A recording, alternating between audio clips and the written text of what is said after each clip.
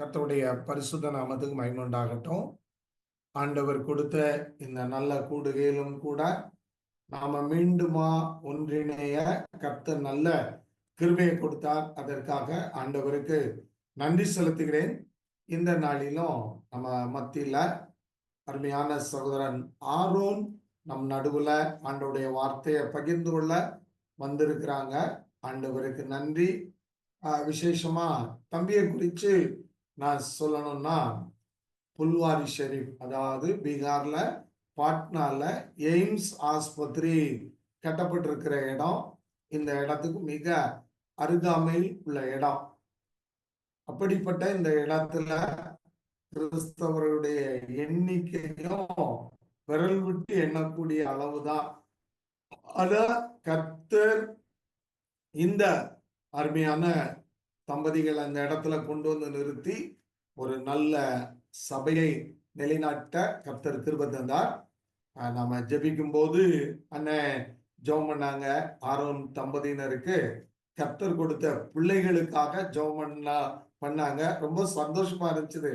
ஏன்னா தம்பிக்கும் தங்கச்சிக்கும் குழந்தை பாக்கியத்தை நேரடியா தரல, ஆனாலும் கூட அவங்களுடைய பராமரிப்புல இன்னைக்கு கிட்டத்தட்ட ஒரு 11 பிள்ளைகளை அவங்க தங்களுடைய வருமானத்திலிருந்து தங்களோடு படிக்க வைத்து அவங்களுக்கு சாப்பாடு போன்ற காரியங்கள் எல்லாத்தையும் கொடுத்து உருவாக்குகின்ற நல்ல பணியை செய்றாங்க.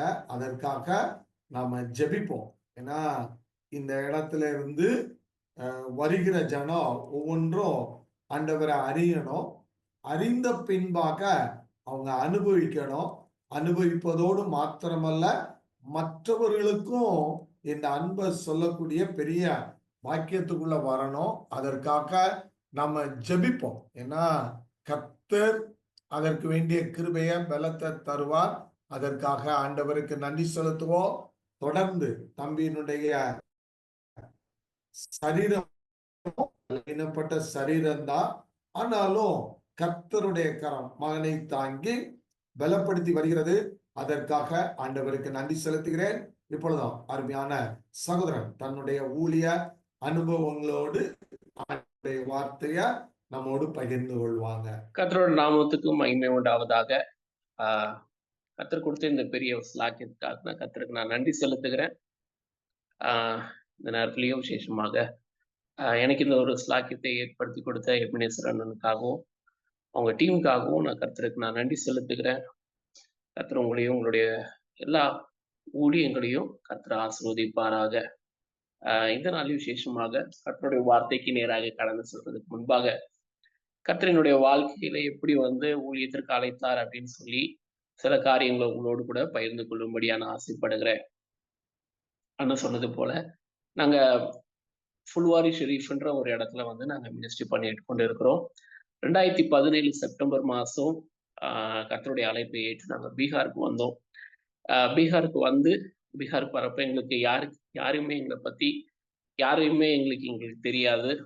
ஆனால் எங்களுக்கு ஒரு கர்த்தர் எங்களுக்கு ஒரு நல்ல லீடரை கொடுத்தாரு. பெஞ்சமின் அண்ணா கிட்ட நாங்கள் போய் ஒரு 3 months நல்லா ஒரு ட்ரைனிங் எடுத்தோம். அந்த இடத்துல தான் அண்ணன் மூலியமாக எங்களுக்கு ஹிந்தி மற்ற காரியங்களை நாங்கள் கற்றுக்கொண்டோம். ஊழியத்தினுடைய அநேக காரியங்களை நாங்கள் கற்றுக்கொண்டோம். அதுக்கப்புறம் 2017 டிசம்பர் மாதம் நான் இங்கே தனியாக புல்வாரி ஷெரீஃப்ல ஒரு வீடு எடுத்து புல்வாரி ஷெரீஃப்ல அனிஷாபாத்ன்ற ஒரு இடத்துல வீடு எடுத்து நாங்கள் ஒரு கூடுகையை ஆரம்பித்தோம். அப்படி ஆரம்பிக்கும் போது நாங்கள் ஒருத்தர் மாத்திரம், நானும் மனைவி.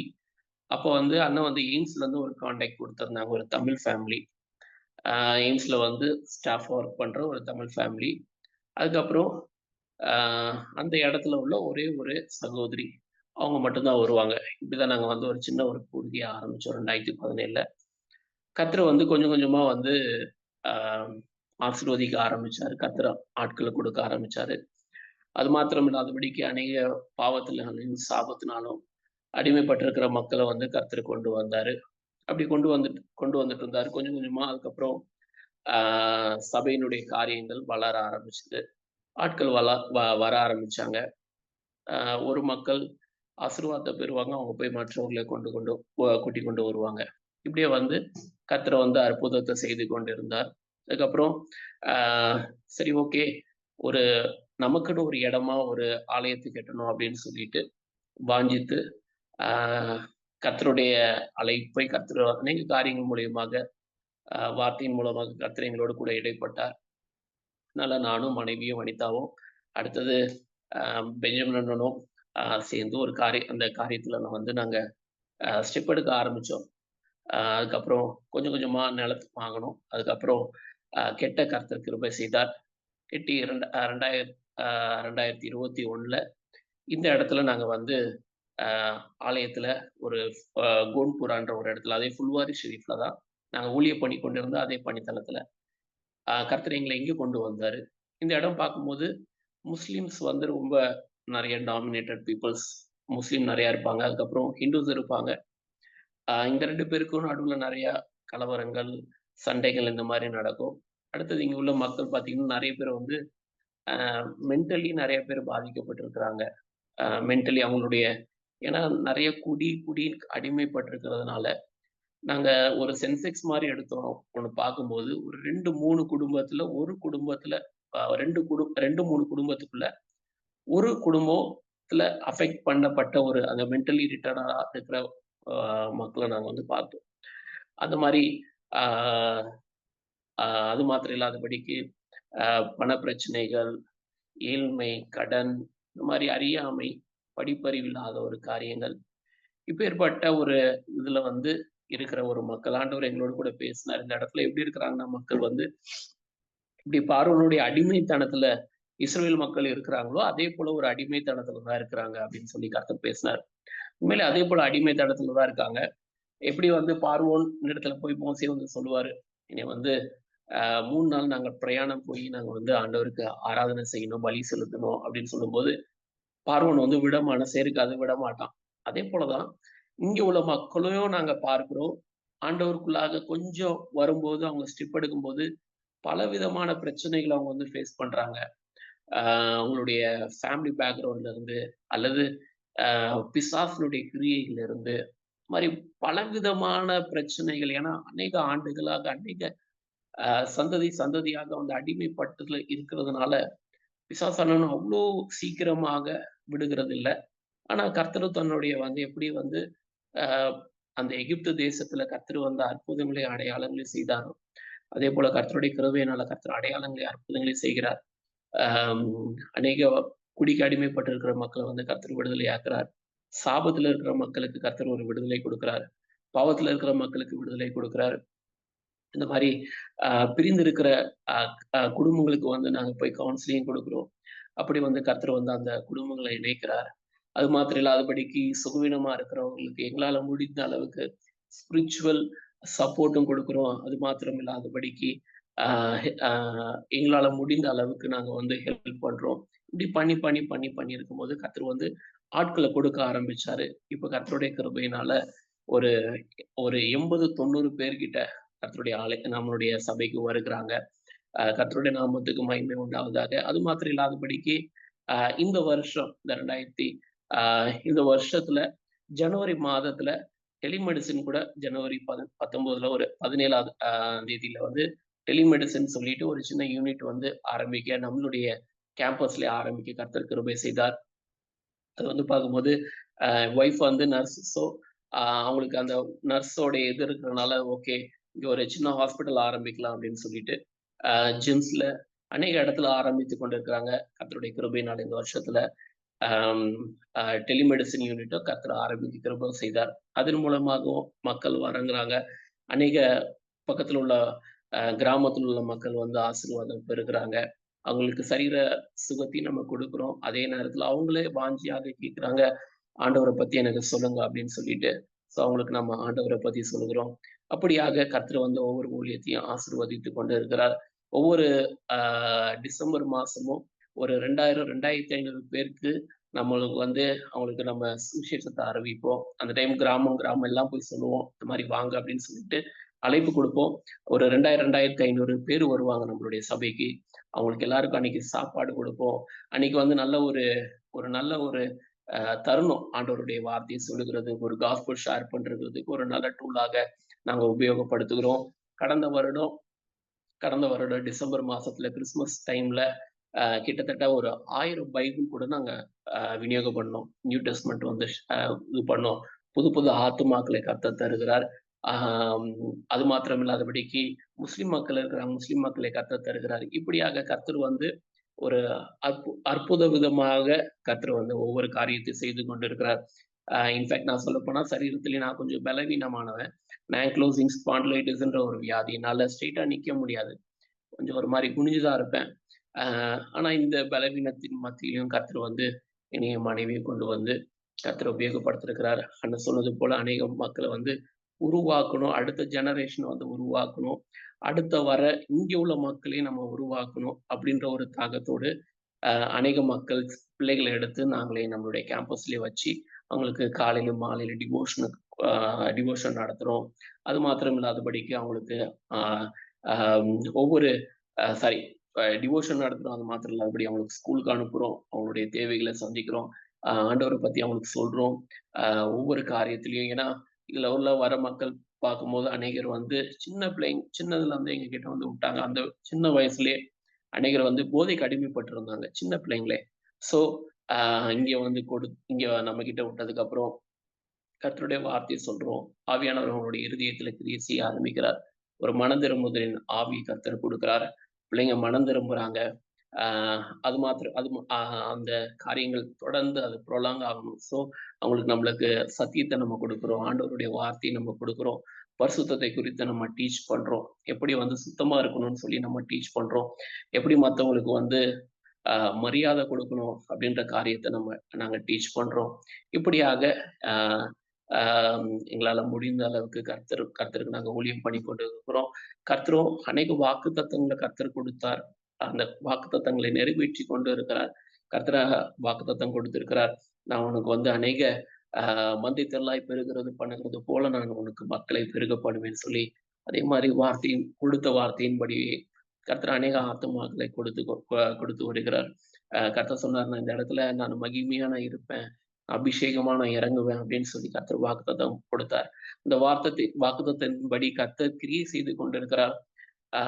பல என்ன சொல்றது, அந்த அடிமைத்தனத்தை அந்த பாவத்தினுடைய கட்டுகள் வந்து எவ்வளவு ஆழமாக இருந்தாலும் எவ்வளவு ஒரு காரியங்கள் இருந்தாலும் கர்த்தர் ஒரு புறத்துல வந்து கிரியை செய்து கொண்ட, ஒரு புறத்துல சத்துருவானவன் வெள்ளம் போல யாரை விரும்பலாமோ என்று சொல்லி வந்து கொண்டுதான் இருக்கிறான். ஆனா இன்னொரு பக்கத்துல கர்த்தருடைய தயவு, கர்த்தருடைய கிருபை, கர்த்தருடைய இறக்கம் எங்களை ஒவ்வொரு நாளும் எங்களை தாங்கி வழி நடத்தி வருது. ஸோ எனக்காகவும் என்னுடைய மனைவிக்காகவும் நீங்க தொடர்ந்து நீங்க வந்து ஜெபித்துக் கொள்ளணும். மனைவி பேர் வந்து வனிதா. எங்களுடைய ஊழியங்களுக்காக இப்ப புதுசா ஆரம்பிச்சிருக்கிற அந்த டெலிமெடிசின் யூனிட்காக அநேகர் வந்து இந்த இடத்துல சரீர சுகத்தையும் பெற்றுக்கொள்ளணும், ஆவிக்குரிய சுகத்தையும் பெற்றுக்கொள்ளணும். ஸோ இந்த காரியத்திற்காக நீங்க தொடர்ந்து உங்களுடைய ஜெபத்திலையும் உங்களுடைய காரியங்களையும் எங்களை நினைவு கொள்ளும்படியாக உங்களை தாழ்மையோடு நான் கேட்டுக்கொள்கிறேன். இந்த நாளையும் கர்த்தருடைய வார்த்தைக்கு நேராக திருப்பிக் கொள்ளலாம்.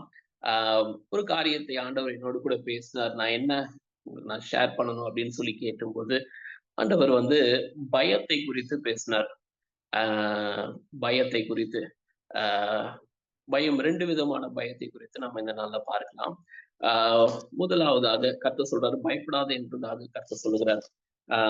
ஏசியா 41வது அதிகாரத்துல 14வது வசனத்துல பார்க்கும்போது ஆண்டவர் சொல்றாரு, யாக்கோபு என்னும் பூச்சியே, இஸ்ரவேலின் சிறு கூட்டமே, பயப்படாதே, நான் உனக்கு துணை நிற்கிறேன் என்று கர்த்தரும் இஸ்ரவேலின் பரிசுத்தரும் ஆகிய உன் மீட்பர் சொல்கிறார்.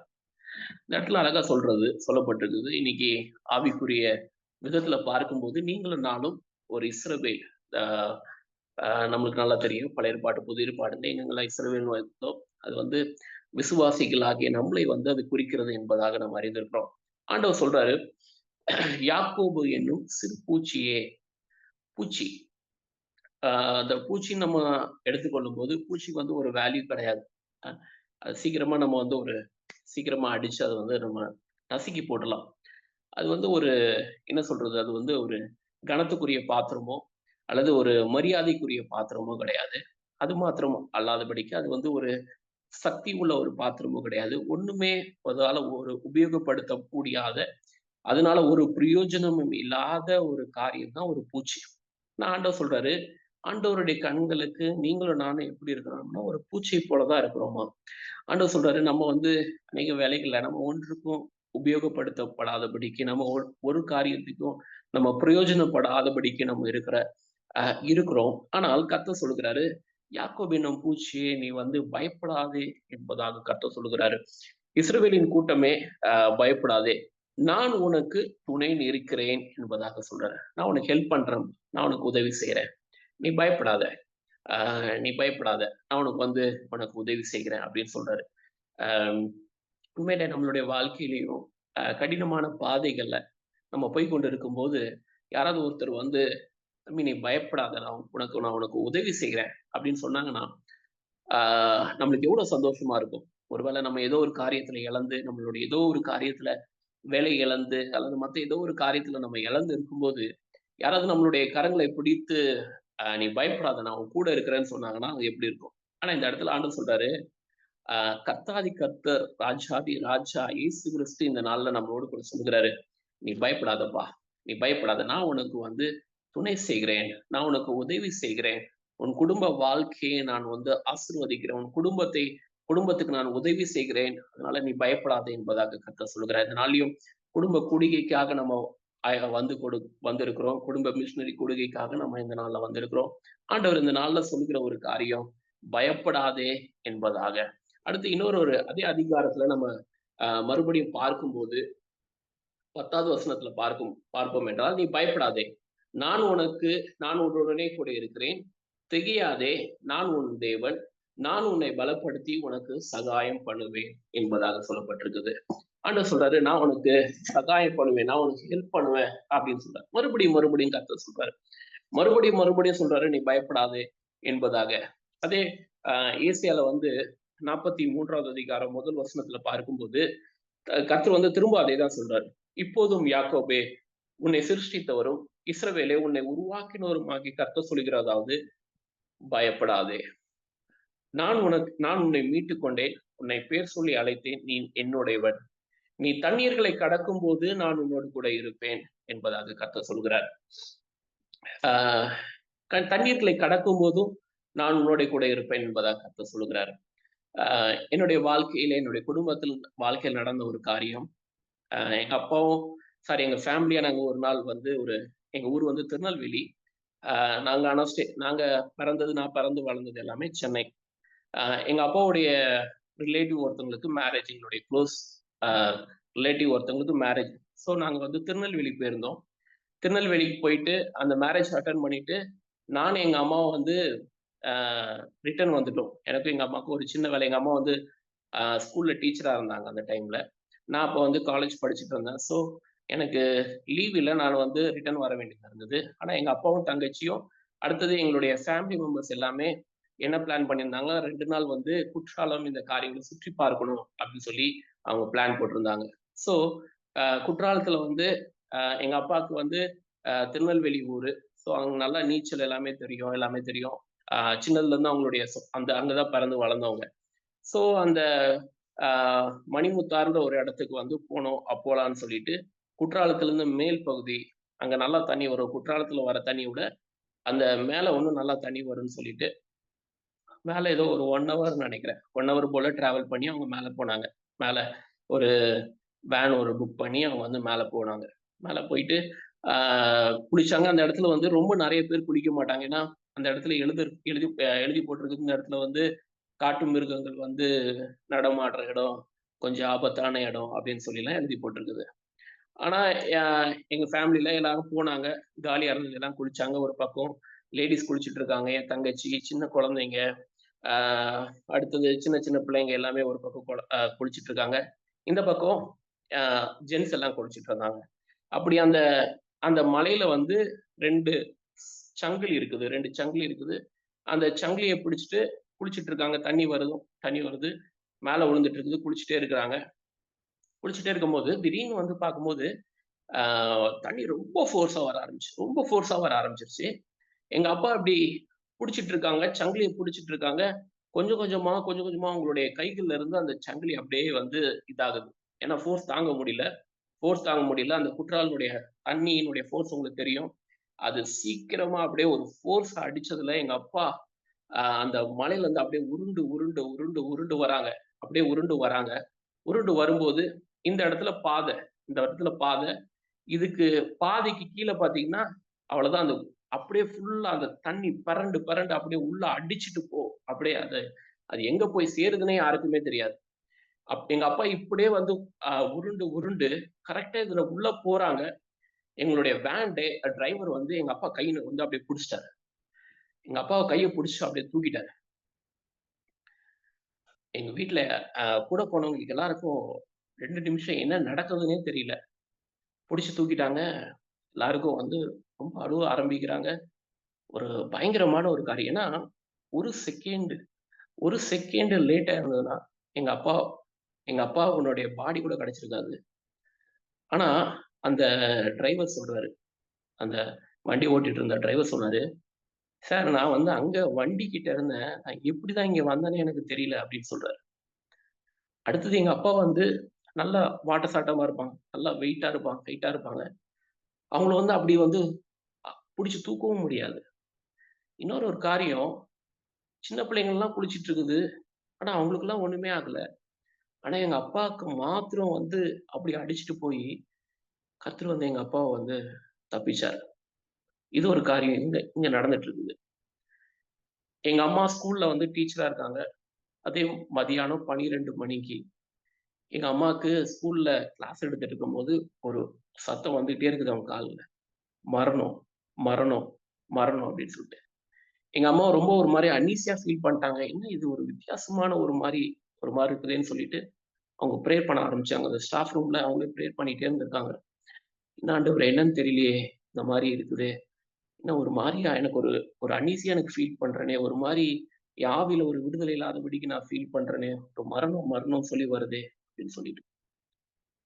ஆ அதே நேரத்துல எக்ஸாக்ட்டா அப்புறம் எங்க அம்மா பிரேயர் பண்ணி முடிச்சுட்டாங்க.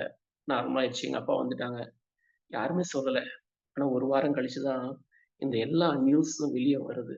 அப்பதான் எங்க அப்பா ஒரு நாள் எங்க அப்பா பைபிள் படிச்சுட்டு இருக்கும்போது, கர்த்தர் இந்த வார்த்தையை குறித்து எங்க அப்பாவோட பேசினார். "நீ தண்ணீர்களை கடக்கும்போது நான் உன்னோடு கூட இருக்கிறேன். நீ பயப்படாதே" என்று சொல்லி. இன்னைக்கு நம்மளுடைய வாழ்க்கையில அநேக விதமான பயங்கள் உண்டு. ஆனா கர்த்தர் இன்னைக்கு நம்மளை பார்த்து சொல்லுகிறாரு, "நீ பயப்படாத." எங்க அப்பாவுடைய வாழ்க்கையில வந்து கிரியை செய்தாரு. எங்க அப்பாவுடைய வாழ்க்கையை கர்த்தர் அந்த பெரிய ஒரு ஆபத்துல இருந்து கர்த்தர் தப்பிச்சார். கிட்டத்தட்ட அ எனக்கு தெரிஞ்சு ஒரு 15, ஒரு 16 வருஷம் இருக்கும். முன்னாடி நடந்த ஒரு காரியம். 1 செகண்ட், 1 செகண்ட், 1 செகண்ட் வந்து அந்த டிரைவர் லேட்டா வந்திருந்தாலும், எங்க அப்பாவினுடைய பாடி கூட கிடைச்சிருக்காது. ஆனா கர்த்தர் எவ்ளோ ஒரு நல்ல தேவனா இருந்து, மகிமை உள்ள தேவனா இருந்து, ஆண்டவர் சொல்றாரு, "இஸ்ரவேலே நீ பயப்படாதப்பா. நீ பயப்படாத. நான் உன் கூட இருக்கிறேன்" அப்படின்றாரு. நான் உனக்கு சகாயம் பண்ணுவேன். சகாயம் பண்ணுவேன்னா அதான். நான் உனக்கு ஹெல்ப் பண்ணுவேன். இயேசுவானவர் அதானே சொல்லிட்டு போனாரு இந்த உலகத்தை விட்டு போகும்போது, "நான் உனக்கு ஒரு தேற்றவாளன வைத்து விட்டு போறேன்ப்பா. நான் உனக்கு சகாயம் பண்ணுகிறவர் நான் ஒருத்தர வைத்து விட்டு போறேன். நான் என்னன்னைக்கும் உன் கூட இருக்கிற ஒரு சகாயர வைத்து விட்டு நான் போறேன். அதனால நீ பயப்படக்கூடாது" என்பதாக கர்த்தர் சொல்லுகிறார். ஆ எனக்கு எனக்கு அன்பான தேவ பிள்ளைகளே, கர்த்தர் இந்த நாளில் சொல்லுகிற ஒரு காரியம், "நீ பயப்படக்கூடாது" அப்படின்னு சொல்லிட்டு. இன்னொரு காரியத்தை குறித்து கூட நம்ம பார்க்கலாம். ஆம் அ எபிரெயர் நிருப ஆக்கியோன்ல பார்க்கும்போது, எபிரெயர் 2வது அதிகாரத்துல, அம் 2வது அதிகாரம் 15வது வசனத்துல பார்க்கும்போது, "ஜீவ காலம் எல்லாம் மரண பயத்தினால் அடிமைப்பட்டு இருக்கிறவர்களை யாவரையும் விடுதலையாக்கும்படி இயேசு அப்படி ஆனார்." இன்னொரு ஒரு பயம், மரண பயம். முதலாவது ஒரு பயம், ஒரு சூழ்நிலைகள் மூலமாக, மற்ற காரியங்கள் மூலமாக வருகிறதான ஒரு பயம். 2வது ஒரு பயத்தை குறித்து நம்ம பார்க்கிறோம். ஆண்டவர் சொல்றாரு, மரண பயம். ரொம்ப அழகா இந்த எபிரேய நிருப ஆக்கியோன் எழுதுறாரு. ஜீவ காலம் எல்லாம் மரண பயத்தினால் அடிமைப்பட்டிருக்கிற யாவரையும் விடுதலை ஆக்கும்படி இயேசு இந்த உலகத்திற்கு வந்தார். இன்னைக்கு நம்ம நம்மளுக்கு மரண பயம், நம்மளுடைய எதிர்காலத்தை குறித்ததான பயம். இந்த மாதிரி பயங்கள் நம்மளை வந்து ஆட்கொள்ளும் என்றால் ஆண்டவர் இந்த நாள்ல சொல்றாரு, இல்லப்பா நீ பயப்பட வேண்டிய அவசியம் இல்லை என்பதாக. இதே ஒரு காரியத்தை தான் நம்ம வந்து அந்த 2 ராஜாக்கள்லையும் நம்ம பார்க்கிறோம். 2 ராஜாக்கள் 20வது அதிகாரத்துல பார்க்கும்போது இசைக்கியா என்ற ஒரு தேவனுடைய மனுஷன் இருக்கிறாள். அது ஒரு ராஜா இருக்கிறாள். இந்த கதை நம்மளுக்கு தெரியும். இசைக்கியாவுடைய வாழ்க்கை, எசேக்கியா கர்த்தருக்கு முன்பாக செம்மையானதை செய்தான் என்பதாக அவருடைய அவருடைய ராஜரீகம் பண்ணி அவர் ராஜரீகம் பண்ணும்போது அநேக கர்த்தருக்காக பக்தி வைராக்கியமான காரியங்களை செய்தார். கர்த்தருக்காக உண்மையாக இருந்தார். கர்த்தருக்காக அவர் ஓடினார்.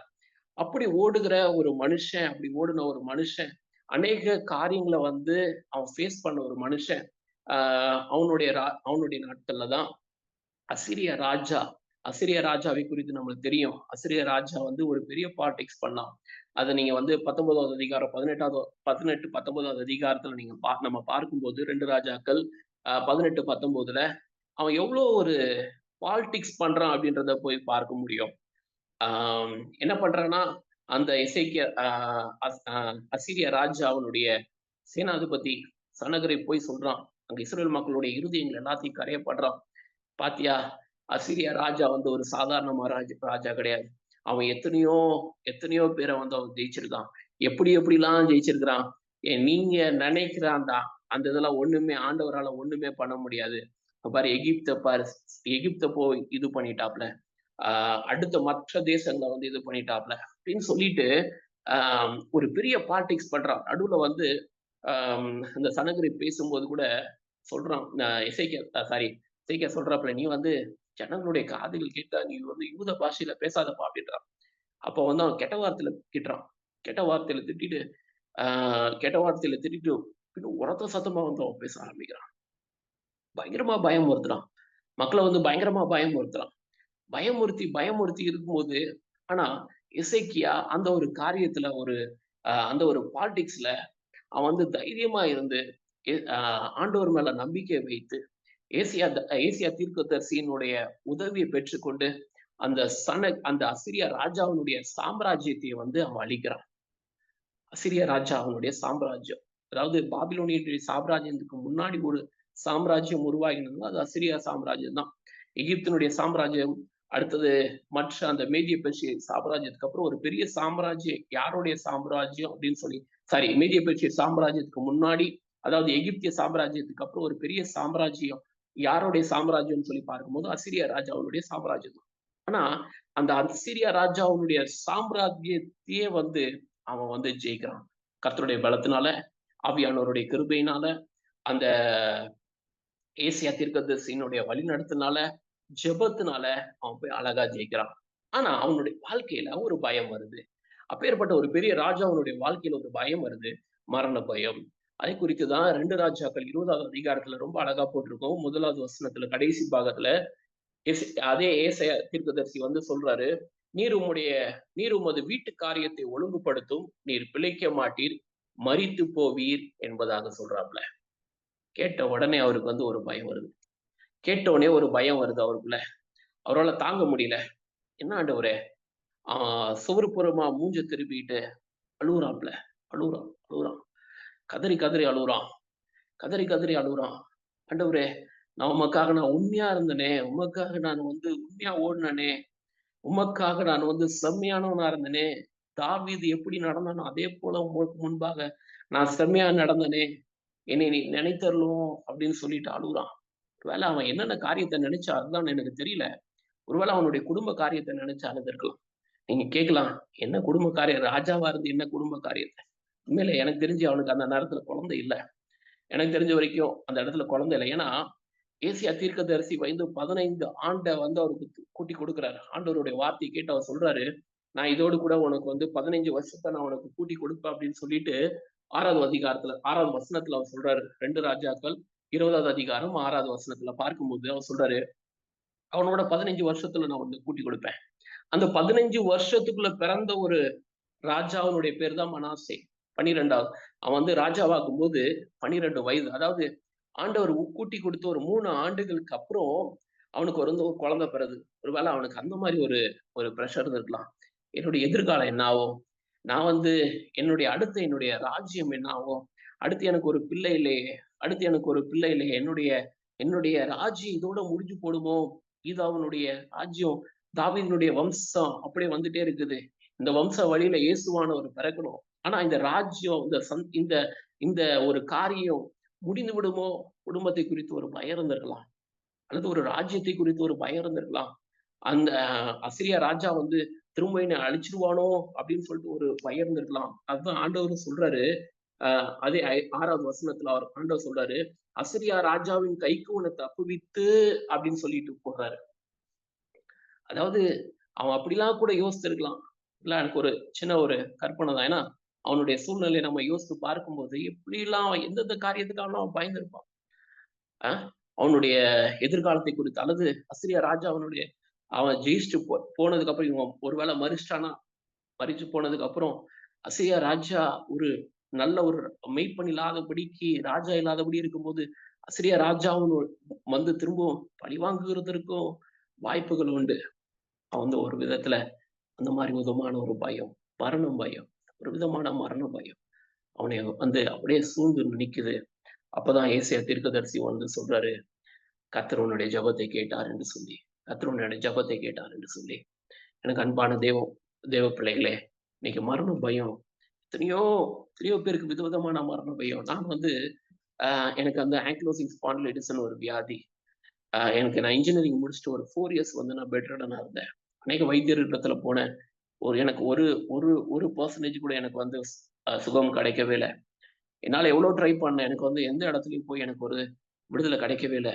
என்னுடைய நிலைமை எப்படின்னா, அப்படியே நான் படுத்தே இருப்பேன். என்னுடைய கை கால்களை அப்படியே அசைக்கவே முடியாது. கால்கள் அசைக்கவே முடியாது.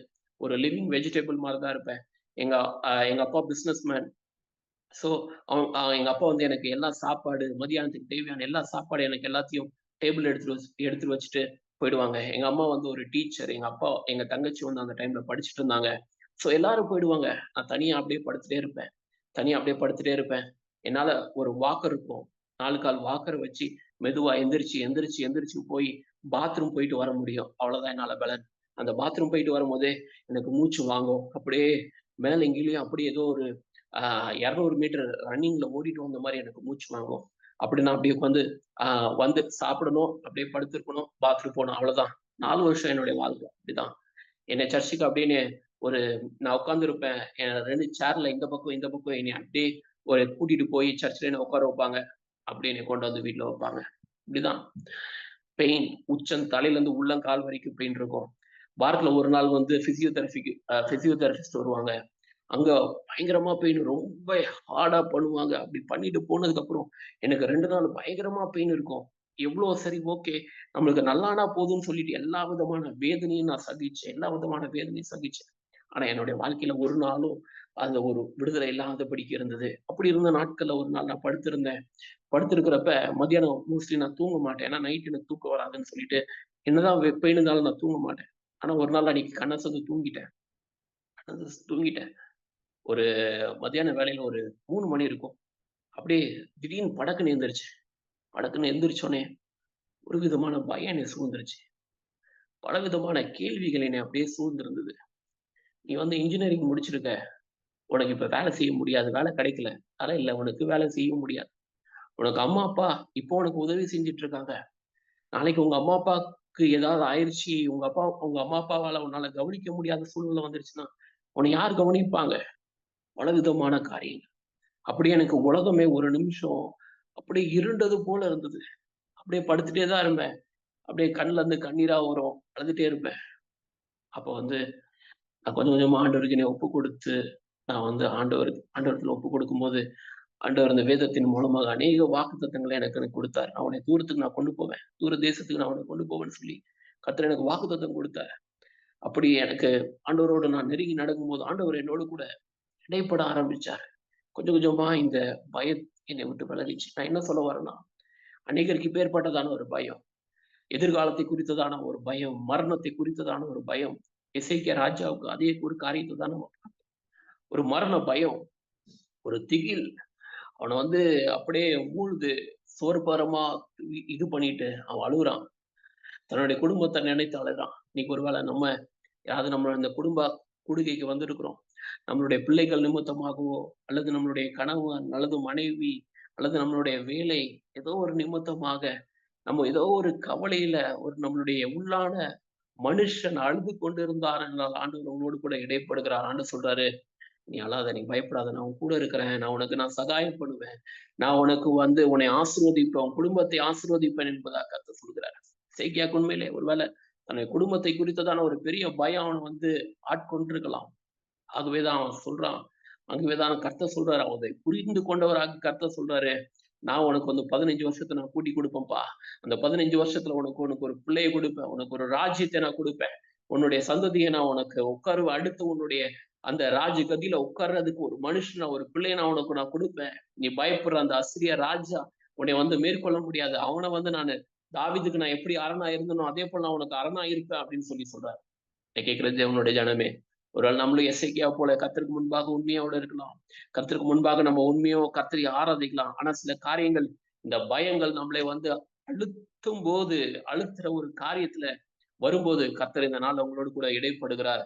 நீ பயப்படாத, நீ பயப்படாத, நீ பயப்படக்கூடாது, நான் உன் கூட இருக்கிறேன், உனக்கு சகாயம் பண்ணுவேன். அதனாலதான் சொல்றாரு, ஜீவ காலம் எல்லாம் மரண பயத்தினால் அடிமைப்பட்டு இருக்கிற ஒவ்வொருவரையும் விடுதலையாக்கும்படி கர்த்தர் அப்படியாக ஆனார் என்பதாக கர்த்தருடைய நாமத்துக்கு மகிமை உண்டாவதாக. 2 விதமான பயத்தை குறித்து பார்த்தோம். ஒரு விதமான மரண விதமான பயத்தை குறித்து பார்த்தோம். முதலாவதாக சூழ்நிலைகளை குறித்து அல்லது மற்ற மனிதர்களை குறித்ததான ஒரு பயத்தை குறித்து நம்ம பார்த்தோம். ஆண்டவர் சொல்றாரு, நீ பயப்படாத, உன் சூழ்நிலைகள் எப்படி இருந்தாலும் நான் மாற்றுவேன் என்பதாக கர்த்தர் சொல்கிறாரு. கடைசியாக ஒரே ஒரு காரியத்தை சொல்லி நான் முடிக்கிறேன். இந்த பயம் நமக்கு வேணும். நீங்க ஒரு கேட்கலாம், என்னப்பா பயம், பயம் வேணுமா? பயப்படுறது நல்லதா? பயப்படுறது நல்லதா? உண்மையிலே பயப்படுறது நல்லதுன்னா, ஒரு கிறிஸ்தவர்களாகி உங்களுக்கு எனக்கும் ஒரு காரியத்திற்காக பயம் கண்டிப்பா வேணும். அது யாருடைய பயம் என்றால் கர்த்தருக்கு பயப்படுகிற பயம். இந்த காரியம் நம்மளுக்கு எல்லாமே தெரியும். கர்த்தருக்கு பயப்படுகிற பயம், கர்த்தருக்கு பயப்படுதலே ஞானத்தின் ஆரம்பம் என்பதாக கர்த்தர் சொல்லுறாரு. நீதிமொழிகளை ஒவ்வொரு அதிகாரத்தில் நீங்க பார்த்தீங்கன்னா தெரியும், கர்த்தருக்கு பயப்படுதல், கர்த்தருக்கு பயப்படுதல், கர்த்தருக்கு பயப்படுதல் வரும். கர்த்தருக்கு பயப்படுகிற பயம் என்னென்ன செய்யும்? அதுல ஒரே ஒரு காரியத்தை மாத்திரம் நான் உங்களுக்கு காண்பிக்க விரும்புகிறேன். நீதிமொழிகள் 8வது அதிகாரத்தில் நம்ம பார்க்கும்போது, நீதிமொழிகள் 8வது அதிகாரம் 8வது அதிகாரம்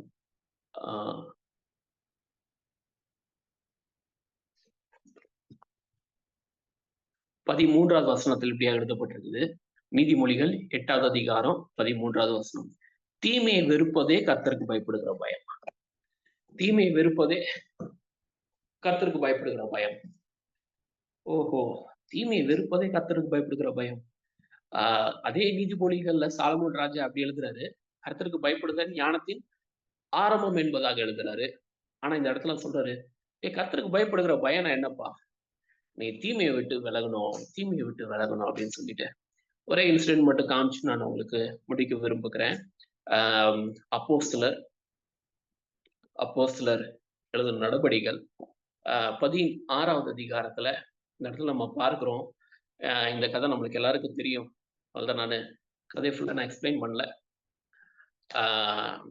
பவுலும் சீலாவும் அங்க மக்கதோனியான்ற ஒரு இடத்துல மினிஸ்ட்ரி பண்றாங்க. அப்படி மினிஸ்ட்ரி பண்ணிட்டு இருக்கப்போ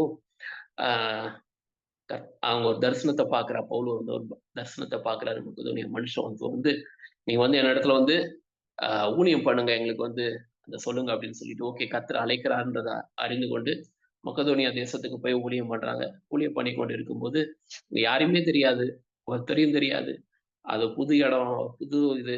ஸோ அவங்க என்ன பண்றாங்கன்னா, டெய்லியும் அந்த கடற்கரை ஓரத்துல போய் ஜோம் பண்றாங்க. 2 பேரும் போய் ஜோம் பண்ணாங்க, அவ்வளவுதான் அவங்க வேலை. ஏன்னா ஆண்டவரே ஆத்துமாக்களை தாரோம் அப்படின்னு சொல்லி ஜோம் பண்ணிட்டே இருக்காங்க. இந்த இடத்துல ஒரு காரியத்தை பண்ணுங்க அப்படி சொல்லி ஜெபம் பண்ணிட்டே இருக்காங்க. அப்படி ஜெபம் பண்ணிட்டு இருக்கும் போது ஒரு ஒரு பிசாசு பிடிச்ச ஒரு ஸ்திரீ எப்பொழுதும் பின்னாடி சொல்லிக்கிட்டே இருக்கா, இவங்க தேவனுடைய மனுஷங்க, இவங்க நம்மளுக்கு நித்திய வழி நம்மளுக்கு காண்பிக்கிறவங்க, இவங்க தேவ மனுஷன் அப்படி சொல்லிட்டே இருக்கும்போது பவுலுக்கு பயங்கர கோவம் வந்துருச்சு. கோவம் திட்டுறான், இவங்கள்ட்ட நீ வெளியே போ அப்படின்னு சொல்லும்போது, அந்த ஸ்திரீயை வைத்து, அந்த ஆவியை வைத்து பணம் சம்பாதித்து கொண்டிருந்த மக்களுக்கு பயங்கர கோபம் போயிருந்துச்சு. இந்த ஆவி போனதுக்கு அப்புறம் இப்ப எப்படி பைசா சம்பாதிக்கிறது? ஸோ அவனை பிடிச்சி ஜெயில போடுறாங்க. இந்த காரியம் நம்மளுக்கு தெரியும். அப்படி ஜெயில போட்டிருக்கும் போது அவங்க 2 கால்களும் கட்டப்பட்டு ஆண்டவரை அவங்க துதிச்சுட்டே இருக்காங்க, பிரைஸ் பண்ணிட்டே இருக்காங்க.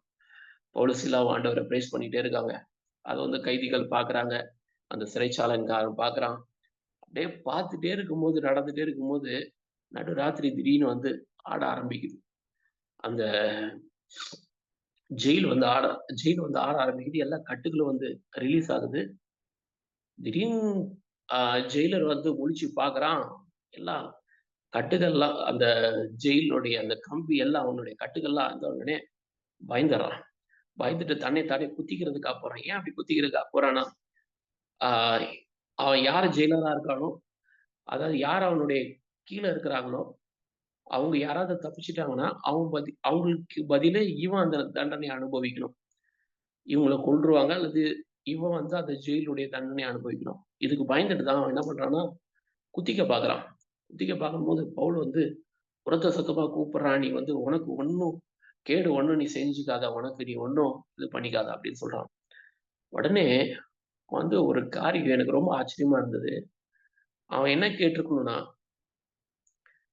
"நீங்க ஏன் போகாம இருந்தீங்க? நீங்க பாடும்போது எப்படி இந்த கதவெல்லாம் அசைஞ்சுது?" அப்படித்தானே கேட்டிருக்கணும். நீங்க பாடும்போது ஏதோ ஒரு வல்லம இருந்தது. நீங்க அசைஞ்சது அப்படி கேட்டிருக்கணும். அல்லது உங்களுக்கு இப்போ ஒரு நல்ல ஒரு சான்ஸ், நல்ல ஒரு வாய்ப்பு. நீங்க வந்து அ எஸ்கேப் ஆயிருக்கலாமே! அப்படித்தானே கேட்டிருக்கணும். ஆனா அந்த ஜெயிலர், அந்த சிறைச்சாலைக்காரன் கேட்ட ஒரு கேள்வி தான். இன்னைக்கு உங்களுக்கு எனக்கு ஒரு பெரிய ஒரு ஆச்சரியமான ஒரு காரியம். அவன் கேட்கிறான், ஆ 29வது அப்போஸ்தலர் 16, 29 30, 31ல இப்படியா எழுதப்பட்டிருக்கு. அப்பொழுது அவன் தீபங்களை கொண்டு வர சொல்லி, உள்ளே ஓடி நடுநடுங்கி பவுலுக்கும் சீலாவுக்கும் முன்பாக விழுந்து, இந்த பயம், நடுநடுங்கி பயந்துட்டு வரான். இந்த பயம் வந்து நல்ல பயம். இந்த பயம் கண்டிப்பா இருக்கணும். அப்படி வரும்போது அவன் என்ன சொல்றான்னா, அவர்களை வெளியே அழைத்து வந்து, "ஆண்டவமாரே, ரட்சிக்கப்படுகிறதற்கு நான் என்ன செய்ய வேண்டும்?" என்றான். கர்த்தருடைய நாமத்துக்கு மகிமை உண்டாவதாக. பவுலும் சீலாவும் என்ன குறித்து பாடுனாங்க தெரியல. ஒருவேளை ரட்சிப்பை குறித்து பாடுனாங்களா? இல்ல என்ன பாடுனாங்கன்னு தெரியல. அந்த அந்த இது அவனுடைய மனத வந்து அப்படியே தொட்டுட்டே இருக்குது. ஒரு அசைச்சுட்டே இருக்குது. அப்படி அசைச்சுட்டே இருக்கும்போது, இந்த இந்த ஒரு இன்சிடென்ட் நடக்குது. அவங்க பாடிட்டே இருக்கும்போது, சிறைச்சாலை கதவு அசையும்போது அவனுக்கு புரிஞ்சிருச்சு. இந்த மக்கள் வந்து ஒரு சாதாரணமான மக்கள் அல்ல. அப்படின்னு சொல்லிட்டு நடுநடுங்கி வரானாம். நடுநடுங்கி வந்துட்டு அவனுடைய பாதத்துல விழுந்து அவன் சொல்றான், "ஆண்டவமாரே, ரட்சிக்கப்படுகிறதற்கு நான் என்ன செய்ய வேண்டும்?" என்று சொல்லி. சூப்பரான பயம். ஒரு சரியான ஒரு பயம். ஒரு சரியான ஒரு மனுஷனுக்கு இருக்க வேண்டிய ஒரு பயம். ரொம்ப அழகா சொல்றான். "ரட்சிக்கப்படுகிறதுக்கு நான் என்ன பண்ணணும்ப்பா? ரட்சிக்கப்படுறதுக்கு நான் என்ன பண்ணணும்?" அப்போ உடனே அவர் என்ன சொல்றாப்புல பாருங்களேன். பவுல் என்ன சொல்றாப்புலன்னா, 31வது வசனத்துல, அதற்கு அவர்கள், "கர்த்தராகிய இயேசு கிறிஸ்துவை விசுவாசி, அப்பொழுது நீயும் உன் வீட்டாரும் ரட்சிக்கப்படுவீர்கள்." கர்த்தருடைய நாமத்துக்கு மகிமை உண்டாவதாக. இன்னைக்கு குடும்ப ஆசீர்வாதத்துக்கு நம்ம வந்திருக்கிறோம். குடும்ப மிஷனரி கூடுகைக்கு நம்ம வந்திருக்கிறோம். ஆண்டவர் சொல்ற ஒரே ஒரு காரியம், கர்த்தருக்கு பயப்படுகிற பயம் இருந்ததுன்னா, இன்னைக்கு நம்ம மாத்திரமல்ல, நம்மளுடைய வீட்டார் ரட்சிக்கப்படுவாங்க. அந்த பயத்தோட வந்து அந்த ஜெயிலர் வந்து கேட்கிறான். கேட்கும்போது அவன் சொல்றாரு, பயத்தோடு வரான், நடுங்கி வரான். அந்த பவுலுக்கும் சீலாவுக்கும் முன்பாக வரான். இப்போ பவுலும் சீலாவும் ரொம்ப தைரியமா சொல்றாங்க, "கர்த்தராகிய இயேசு கிறிஸ்துவை விசுவாசி, அப்பொழுது நீயும் உன் வீட்டாரும் ரட்சிக்கப்படுவீர்கள்" என்று சொல்லி. நல்ல ஒரு பயம். கர்த்தருக்கு பயப்படுகிற பயம். கர்த்தருக்கு பயப்படுகிற பயம். கர்த்தருக்கு பயப்படுகிற பயம் இருந்ததுனால தான் அவனுக்குள்ள ஒரு அசைவு உண்டாயிடுச்சு. அந்த அசைவு உண்டானவன் என்ன கேட்கிறான்னா, பணம் வேணும்னு சொல்லி கேட்கல, மற்ற காரியங்களை குறித்து கேட்கல. அவன் கேட்கிற ஒரு காரம், "ஆண்டவரே, ரட்சிக்கப்படுகிறதற்கு நான் என்ன செய்ய வேண்டும்?" இன்னைக்கு இன்னைக்கு இன்னைக்கு நம்ம அநேகருக்காக நம்ம ஜெபிக்கிறோம். அநேகருக்காக நம்ம இது பண்றோம். நம்ம குடும்பத்துல ஒரு ஒரு மாற்றம் இல்லாத ஒரு காரியத்தை பார்க்கிறோம். இன்னைக்கு கர்த்தர் நம்மளோடு கூட இடைப்படுகிறார். நீ ரட்சிக்கப்படணும். கர்த்தருக்கு எதிர்பார்க்கிற அந்த ஒரு ரட்சிப்புக்குள்ள நம்ம வரணும். அந்த கர்த்தருக்கு பயப்படுகிற பயம் நம்மளுக்குள்ள வரணும். பாவத்தை வெறுக்கிறதான அந்த ஒரு கர்த்தருக்கு பயப்படுகிற பயம் நம்மளுக்குள்ள வரணும். பாவத்தை வெறுத்து நீதி செய்கிறதான அந்த ஒரு பயம், ஒரு ஒரு நல்ல பயம், ஒரு பாசிட்டிவான ஒரு பயம். அது ஒரு ஆரோக்கியமான பயம். அந்த பயத்தை நாம பெற்றுக்கொள்ளும்போது, ஆண்டவர் சொல்றாரு, "நீ மாத்திரம் இல்லப்பா, உங்க வீட்டாரும் ரட்சிக்கப்படுவீர்கள்" என்பதாக கர்த்தர் சொல்லுகிறார். கர்த்தர் நாமத்துக்கு மகிமை உண்டாவதாக. பயப்படாதேன்னு சொன்ன ஆண்டவர் தான். ஆனா இந்த இடத்துல ஆண்டவர் சொல்றாரு, நீ இந்த பயம் வந்து நல்லது. மனுஷனுக்கு பயப்படுகிற பயம் கண்ணிய வருவிக்கும். ஆனா கர்த்தருக்கு பயப்படுகிற பயமோ, அது வந்து ஒரு ஆரோக்கியமான பயம். நம்மள உயர்ந்த இடத்துல வைக்கக்கூடியதா இருக்கு. சூழ்நிலைகளை பார்த்து பயப்படுகிற அந்த ஒரு பயத்தை போல அல்ல. ஒரு இருட்டை பார்த்து பயப்படுகிறதான அந்த ஒரு பயத்தை போல அல்ல. நம்மளுடைய எதிர்காலத்தை பார்த்து பயப்படுகிற பயத்தை போல அல்ல. இந்த ஒரு கர்த்தருக்கு பயப்படுகிற பயம் நம்மளுக்கு அது நம்மளுடைய வாழ்க்கையில ஆசீர்வாதத்தை கொடுக்கக்கூடியதா இருக்குது. நித்திய ஜீவனுக்கு நேராக வழி நடத்தக்கூடியதா இருக்கிறது. நித்திய ஜீவனுக்கு நேராக வழி நடத்துகிறது மாத்திரமல்ல, நம்மளுடைய குடும்பத்தையும் ஆதாயப்படுத்துகிற ஒரு நல்ல பயமா இருக்கிறது. கர்த்ததாமே இந்த ஒரு நல்ல பயத்தை இன்னைக்கு நம்மளுக்கும் நம்மளுடைய அந்த காரியத்துக்கும் கர்த்தர் நம்ம தருவாராக. அதன் மூலமாக கர்த்தர் இந்த குடும்பத்திற்கு வைத்திருக்கிறதான அந்த ஆசீர்வாதத்தை கர்த்தர் நம்மளுடைய வாழ்க்கையில் கட்டளையிடுவாராக.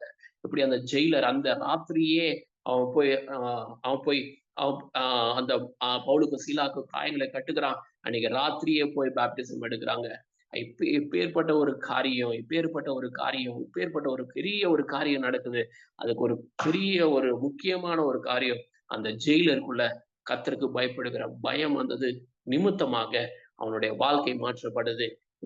இன்னைக்கு நம்மளுடைய வாழ்க்கையும் நம்ம மாற்றப்பட வேண்டும் என்றால், நம்ம குடும்ப வாழ்க்கையும் மாற்றப்படும் என்றால், மாற்றப்பட வேண்டும் என்றால், நம்ம குடும்பமும் ஆசீர்வாதிக்கப்பட வேண்டும் என்றால், இந்த ஒரு கர்த்தருடைய பயம் நம்மளுடைய வாழ்க்கையில் இருப்பதாக கர்த்ததாமே இந்த வார்த்தையை நம்மளுக்கு ஆசீர்வதிப்பாராக. அப்படியே நம்ம சின்ன ஜெபித்து நான் முடிக்க விரும்புகிறேன். நம்ம எல்லாம் நம்மள இருந்த இடத்துல கண்களை மூடி நம்ம ஜெபிக்கலாம். தகப்பனே, அப்பா நான் நன்றி செலுத்துகிறேன். நீ கொடுத்த இந்த நல்ல ஆண்டவர் இரு வேலைக்காக நன்றி செலுத்துகிறேன்ப்பா. ஆண்டவரே சுவாமி, 2 விதமான பயத்தை குறித்து நாங்க பார்த்தோம்ப்பா. அப்பா ஆண்டவரே, மனுஷனுக்கு பயப்படுகிற பயம், இன்னொரு வந்து ஆண்டவரே சூழ்நிலைகளை பார்த்து பயப்படுகிற பயம். எல்லாவற்றுக்கும் விட ஒரு முக்கியமான ஒரு பயத்தை குறித்து நாங்க பார்த்தோம். கர்த்தருக்கு பயப்படுகிற பயம். அப்பா ஆண்டவரே நீங்க தந்து எங்களை நீங்க ஆசீர்வதிங்க. அப்பா ஆண்டவர் நீ சொல்லுகிறது போல ஆண்டவரே கர்த்தருக்கு பயப்படுகிற பயம் ஆண்டவர் இருக்கும்போது ஆண்டவரே நீயும் உன் வீட்டாரும் ரட்சிக்கப்படுவீர்கள் சொல்லியிருக்கீங்களே, அந்த பயத்தை கர்த்தர் நீர் எங்களுக்கு ஒவ்வொருத்தருக்கும் இந்த இரவேளையில எங்களுக்கு ஒவ்வொருத்தருக்கும் கர்த்தர் நீர் கட்டளையிடும்படியா ஜெபிக்கிறேன். இன்றைக்கு உம்முடைய வார்த்தை கேட்டுக்கொண்டு இருக்கிற மக்கள் ஆண்டவரே யாராவது பயத்தோடு இருந்தார்கள்டா, எதிர்காலத்தை குறித்து அல்லது ஆண்டவரே மரண பயத்தினால தன்னுடைய குடும்பத்தை குறித்து ஆண்டவரே எசேக்கியாவை போல இந்த ராஜாவை போல பயத்தோடு இருந்தார்கள் என்றால் கர்த்ததாமே எல்லா பயத்தையும் ஆண்டவரே நீர் எடுத்து போட்டு ஆண்டவரே நீர் சமாதானத்தையும் சந்தோஷத்தையும் ஒரு புது நம்பிக்கையும் புது உற்சாகத்தையும் கர்த்தர் கட்டளையிடுவீராக. ஆண்டவரே ஏசாயா 43வது அதிகாரம் 1வது வசனம் 2வது வசனத்துல பார்க்கிறது போல அப்பா ஆண்டவரே நீ பயப்படாதேன்னு சொல்றீங்களே. 40வது அதிகாரத்துல நீ சொல்றீங்களே, யாக்கோபேன்னு சிறு பூஜ்ஜியே நீ பயப்படாத நான் கூட இருக்கிறேன்னு சொல்லியிருக்கீங்களே ராஜா. அப்பா நீங்க எங்களோடு கூட இருங்க, நீங்க எங்களுக்கு சகாயம் பண்ணுங்க, நீங்க எங்களுக்கு உதவி செய்யுங்க. ஆண்டவரே சுவாமி நீங்களை பாதுகாத்துக் கொள்ளுங்க, எல்லா தீங்குக்கும் விலைக்கு எங்களை பாதுகாத்துக் கொள்ளுங்க. உங்களுடைய ரத்த கோட்டை ஆண்டவரை எங்களை மூடி மறைக்கும்படியா ஜெபிக்கிறேன். ஆசீர்வதியும் வழி நடத்தும். இயேசுவின் மூலம் ஜெபிக்கிறேன் ஜீவன் நல்ல பிதாவே, ஆமென். தம்பி ஆரோனுக்கு மீண்டுமா நான் நன்றி சொல்றேன். தேங்க்யூ தம்பி Aaron, thank you so much. Thank you. அனைத்து தேவ பிள்ளைகளுக்கும் நன்றி சொல்றேன். Thank you brothers, thank you sister, thank you.